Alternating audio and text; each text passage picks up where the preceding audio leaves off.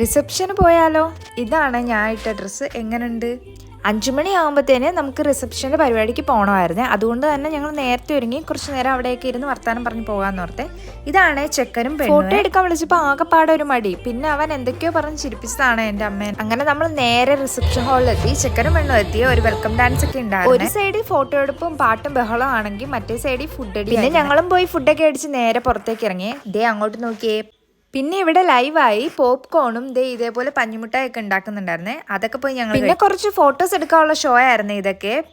കുറച്ചു നേരം ഒറ്റയ്ക്ക് നിന്നു. പിന്നെ ആ ലൈറ്റൊക്കെ പിടിച്ചുകൊണ്ട് നിന്നു. കുറച്ച് കഴിഞ്ഞപ്പോൾ എൻ്റെ അനീത്തിയും കൂടെ വന്നേ. എൻ്റെ അവളുടെയും ഡ്രസ്സ് എങ്ങനെയുണ്ട്? ഫിയോണസിയ ബ്രൈഡൽ സ്റ്റുഡിയോ എന്നാണ് ഞാൻ ഇത് എടുത്തത്. മാജിക് ഉണ്ടെന്ന് കരുതി ഞങ്ങൾ നേരെ വീണ്ടും ഹാളിലേക്ക് കയറിയേ. അവിടെ നിന്ന് അതൊക്കെ കണ്ടിട്ട് പിന്നെ അടുത്ത പാട്ടായിരുന്നേ. അങ്ങനെ പാട്ടും ഡാൻസും എല്ലാം കഴിഞ്ഞ് നമ്മൾ നേരെ വീട്ടിലെത്തിയേ. അപ്പോൾ ഇന്നത്തെ